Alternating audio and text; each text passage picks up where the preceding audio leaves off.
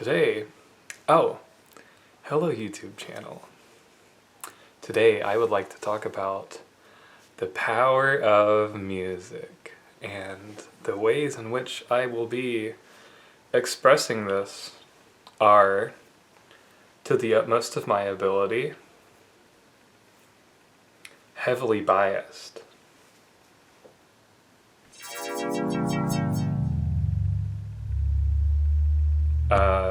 Arbitrary.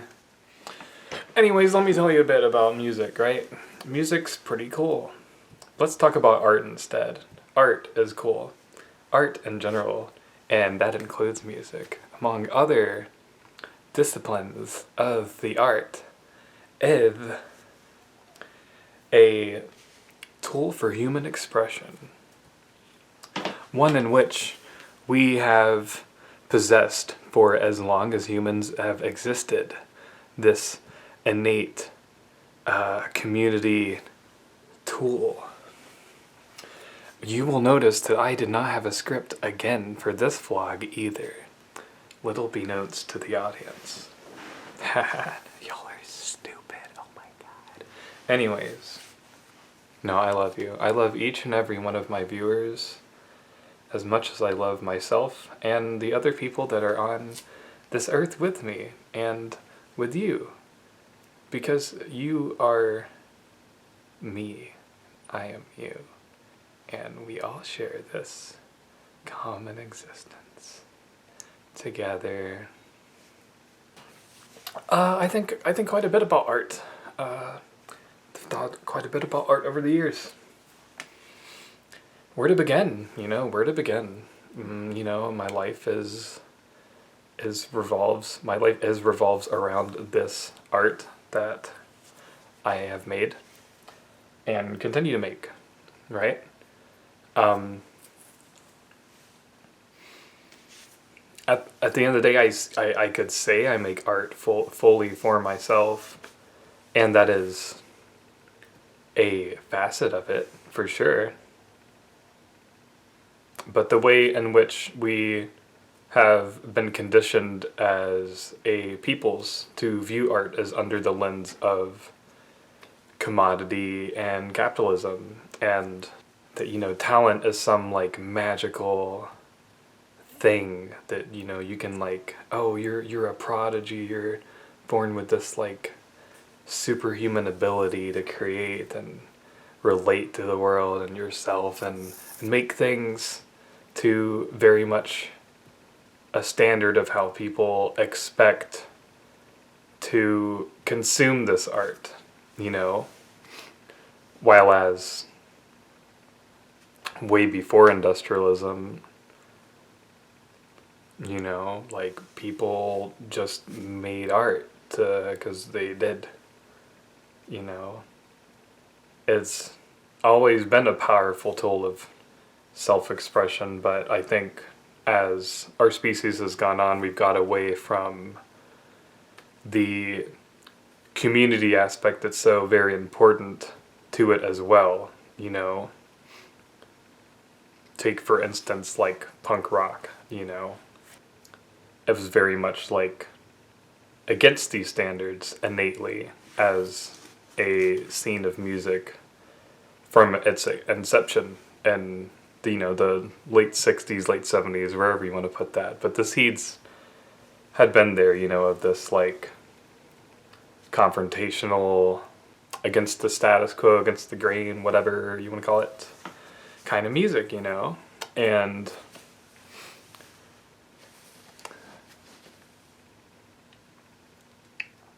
it much like a lot of styles before, became kind of the youth fad of the time, of especially the late 70s when it was more codified, As this genre really took off and got to see a lot of people hear about it, I feel like the message was kind of tainted over time, especially when it came to the early 90s and the alternative era began, and people were oh, we can commodify what used to be a very anti-status quo form of music. That's not even the most recent idea of that, you know. You see like around like the 2010s era, approaching the 2020s, we saw the like deconstructed club, PC music, hyperpop, bubblegum bass scene kind of like start as this like place for like especially neurodivergent like queer expression become this thing that was like more so commodified over time and like seen as like, oh, this is like something we can like sell. It's interesting to think that like it did start as kind of like, okay, let's go even further back, right? Let's think about this, right? A lot of electronic genres of music started as this like more or less like safe haven for queer people of color to express in a places that like very much were necessities for them to have these like close-knit communities where they could be inclusive in a larger exclusionary society, you know? So one by one, genres like house, techno, even disco, to go really early, you know, started as these kind of safe havens of queer non-white expression, and you know, became this like, oh, like we can capitalize on this, you know, we can like put this on the radio and like, you know, kind of water it down to be able to be more palatable to the masses. And you see this kind of famously, if you're in the certain circles, famously at least, on this one DJ Sprinkles track called Madonna Free Zone that talks about Madonna's face being like the face of Vogue, something that she had no real like inherent connection to. She just kind of stumbled upon it and like, you know, this is my thing, you know. And not that, I think she might have paid her debts to that community as well. I don't know the whole thing, but so what's funny with like the deconstructed club, hyperpop, whatever you want to call it, kind of scene that took off around the later 2010s and early 2020s. We see like, you know, a lot of these songs become radio hits and watered down. But what's interesting and a larger cultural idea is that the people on the radio are still queer and still people of color to some extent. You know, it could be better with a lot of things, and it seems like the cultural shift is like becoming more queered over time.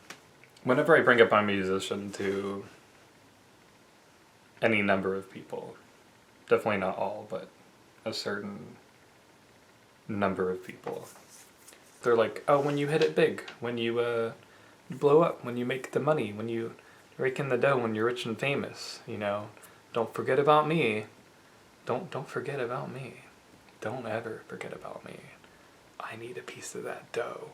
Right. It is no mistake that over time arts have been things like defunded at schools and like led to see as these like less laborious actions that a human can do.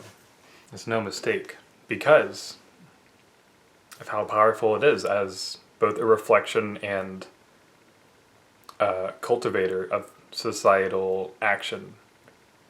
You know, you often see like, you know, like a fashion trend and like an art style and like a music genre and like, you know, current events like often tied together into one related mass, you know, like you think of like the 90s and grunge for one example, or you think of like more avant-garde styles like the New York avant-garde scene, for example, during the 60s. There's a reason they want art to be less valuable, you know, and why a lot of artists are especially reaching like hard times, making their art make them money and support their lives, you know, things that people do.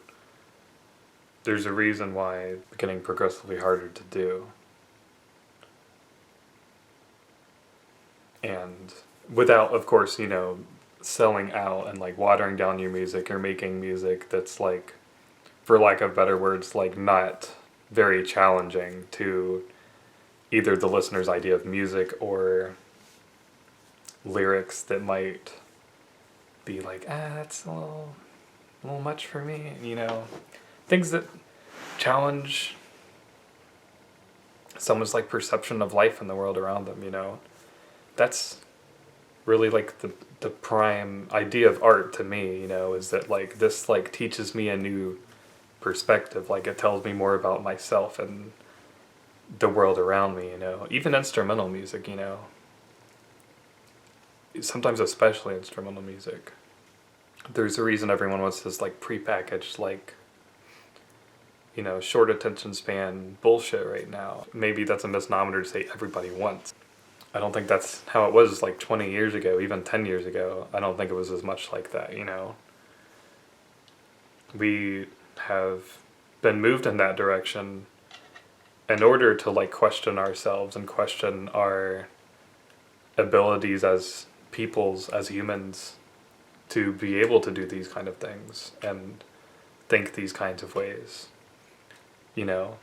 And that always goes back to the idea that like, well, I'm not like good enough at this kind of art, you know. I'm not like talented enough, like I'm not perfect enough, my music's not gonna sell well.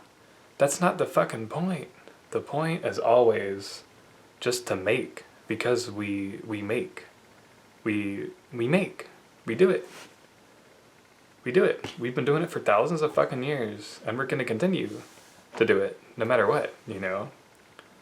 There's a reason they're banning all these fucking books right now, trying to silence, like, certain narratives, and you know the ones I'm talking about. You know very well which narratives I am talking about. And that's all in favor of, like, further dissociating us from our more basic ideas of what it is to be human, you know? Our innate ideas of what it is to be human, our relationship to each other as humans. That's all being stolen from us in front of our very eyes, and a lot of us are very complicit with it. How can this book teach kids about what a trans person experiences? You know, how can these books teach about slavery? That's gonna make them slave owners. It's gonna make them queer. You know, instead, I'm gonna show them that white people have never done anything wrong. Perfect way to live and the only way to live. And if you live any way other than that, then, well, you're like hurting us. You're hurting everyone. You don't get it. We're gonna shove these narratives down your throat until you become part of the whole, you know? They want to take away our ability to choose, to be ourselves, you know, to find out these things, to explore our own ideas of what it means to be human and to be conscious and to be in communities with each other. They want to take away that right. It's a distraction. It's a distraction from what the actual issues are. If you can really sit there and tell yourself that, like, one of the most pressing issues of our time is that there are biological man and woman sports, then, you know, and, like, not, like, give a second thought to, like, climate change or, like, the fact that so many people cannot afford healthcare in this country, you know, or, like, that we have to, like, forced to be around all these fucking chemicals all day, every day, without a second thought to any of that, and just like, oh, nah, you need to get your priorities straight. We're all in this together, you know, like, this is all of our problems right now. Every one of us. I don't think, like, you know, I don't know. I'm getting too far at the topic, but, like, yeah, it all relates. It's everything is so interconnected, hyper interconnected, forever. And if you like follow the little string, it like ties up to everything, you know, every little thing. you know, to tie some of this back to the original thought, you know, definitely like all the different advances in music that came from industrialism and from capitalism, you know, like it's cool that we have all these different genres and ways of expression. Like I could make like a whole orchestra by myself if I wanted to, at like quickly and without anyone's like chemistry to play into that. You know, I don't have to worry about any of that, you know. That's kind of cool. It's cool that I could just sit here, and if I'm sitting here long enough, I could just create a new genre of music. That's pretty cool too. What's not cool is that, like,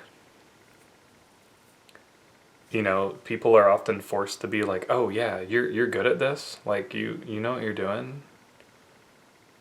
Good.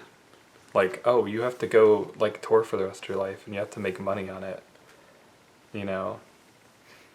Like it can never be something as simple as like, oh, I make stuff because I do and I like to. Here it is. You know, or like, or not, like keep it to yourself or something. Just not even record it even, you know. It can't be like that no more. And it can, but like that's not the status quo. The status quo very much points towards like, that's your talent, you know, that's your like special gift.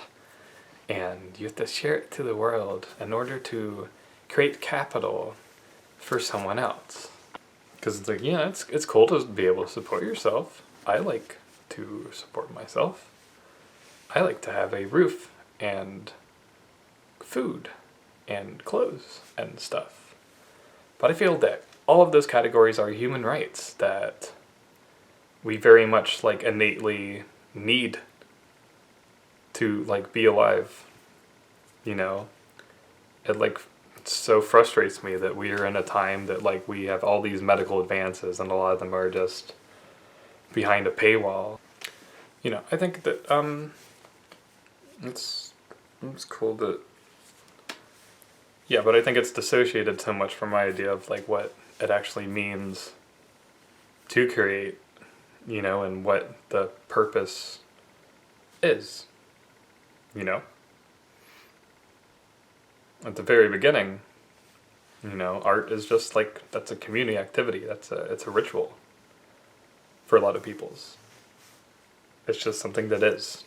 The fact that like something so innate as that is like packaged, bought, and sold. It's a perversion of what it means to be human. So much of our society is. So much of our society has to do with unlearning empathy and unlearning, you know, unlearning in general. They want you to forget about the history. They want you to forget about that there's people around us that have needs, you know. They want us to think that disabled people are like, you know, these like lesser than, you know, those that aren't like working hard, you know, are lesser thans, that they're like not contributing enough to this well-oiled machine. I really hope that people start waking up faster. I really hope so. I know some people are gonna see this and think like, oh, that's some conspiracy theory. But like, yeah, like, the earth is fucking dying, you know? The earth is dying. We see it happening. It's happening faster, more rapidly, you know? We like went over the Paris Agreement last year. We're in climate crisis, and we're seeing a lot of the effects. I'm sure that a lot of people don't even know about that like large chunk of Antarctica that broke off and is like drifting into the Pacific Ocean. That's really fucking concerning. And a lot of people just don't even talk about it at all. And there's a reason why. We're so focused on this doom scrolling bullshit and this like, you know, lack of cultural awareness to each other, that we think that that's like second-rate news to like, oh, well, I have to go to work and drive my car to get there and, you know, all this bullshit. which is very much forced upon us. Not how we're supposed to be living right now. That's not ever how we're supposed to be living. But we are, so at the very least I think that we should be helping our communities more. Helping the people that are around us and getting to really know them and connecting in a profound way. Because it's just, these problems aren't just going to go away just because it has to have the work done to them. Otherwise, we just further delve into our complacency on this earth. And I don't think that's going to happen. I really don't think that that's going to happen. I think that people are getting really angry and starting to get a lot angrier.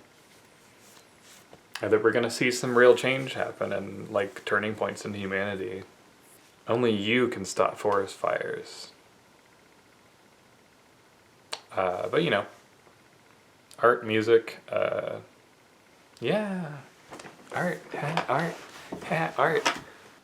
Start your engines, people, because we're going down the rabbit hole right now. Right, I'm going to tell you about every genre known to man. Every fucking genre. Starting with ambient noise wall, ambient techno, ambient trance, ambient house, Balearic beat, Bronze Age drumming. I made that one up. Balinese gamelan.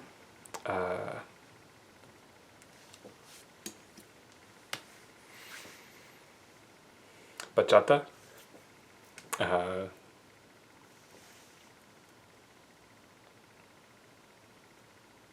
C. Let's go to C. Okay. Cumbia.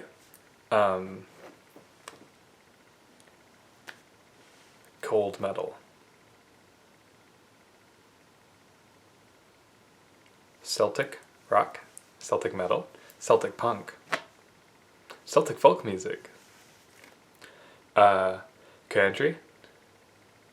Country pop. Countrypolitan. Right? And then I end because I don't want to go further. That was going to take a long time. Anyways, before I run out of time, which I will never because I can just keep filming forever, I want to tell you about a special secret, right? You can just make something because you want to, and you don't have to show anyone ever. And you can just keep doing that forever, for the rest of your life, forever. You can just make things. And you don't have to sell them. And you don't have to be good at it. You can be good to your own standards. You can do things according to how you want to do them. Or you can not. You can challenge these perceptions in yourself. Or you cannot. And what's extra special about that is that is this the same shirt I wore last time? I hope it isn't. Probably is. I don't know. Okay. Let me tell you more about punk rock, right? Punk rock, art punk, post-punk, right? Let me tell you all about this shit, right? Are you fucking ready? You fucking ready for the punk rock? Punk rocks, punk racks, punk. Are you ready? All right.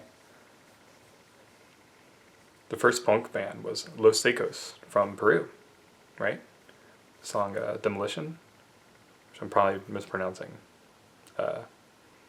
I consider to be the first punk rock song. You could also refer to the French band Le Boisson Noir, Les Blossons Noirs, les Blossons Noirs. Or you could refer to the Tammies with Egyptian Shumba. I don't know, there's a lot of proto-punk.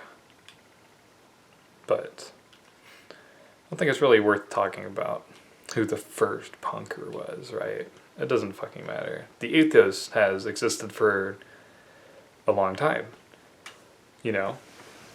Much as post-rock. A lot of people, historically speaking, like to think the post-rock began kind of in the late 80s, early 90s era. But I'd say a lot of the same seeds of the ethos, as well as stuff that like straight up sounds like post-rock, has existed for just about as long as like artsy rock music has existed and psychedelic rock. I'd say that you could point to some Jimi Hendrix and Allman Brothers Band material as post-rock, just as well as you could point to like Godspeed or Sea Rose. It's all the same shit, you know. They're all just playing the little classical notes and shit. But you know, I think it's funny to approach music from a historical aspect. You know, I think it's very. I think it's like one of several ways to think about it. But it's one of the most fun for me to think of it in terms like that. Like, how did these sounds come about? How were they influenced? Where did their influence reach? You know, and things like that. You know, it's very interesting to me. I like to think of all the interplay between artist and genre and culture quite often, you know. It's funny to think about how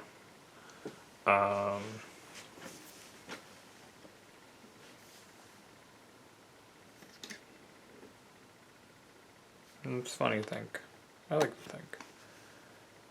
Yeah, it's funny to think that like some art would have not even happened if not for like a specific time and place, you know, like take an example of what's a good example of this? Well, you know, I don't know. Just like certain things like just were in the right place, the right time, the right ingredients being and wherever they were in order for specific things to take place. I don't know why, but when I'm thinking about that, I'm imagining that like group of student protesters in Akira in that one scene, and I'm like, oh, like what if they made like a genre or something? You know, I don't know why my mind jumps there, but like I feel like it has before. I don't know why I'm associating that with that. Haven't seen Akira, you gotta see it, from fucking 1988, that anime movie. It's one of Kanye's favorites for a reason. It's one of my favorites as well. It's pretty good. It's pretty fucking good. A lot of people like it, you know, just fucking check it out. Check that out and watch this, that, and the other. I don't know. Angel's Egg is pretty good too, but that's completely different. I don't know. I'm gonna finish this off by playing some music, I guess. Just to prove that you can, like, you know, do whatever the fuck you want. This guitar is not tuned in any specific way. It's even left-handed. I'm not right-handed, you know. Sometimes I've tuned it while I'm playing it, you know. It's just like...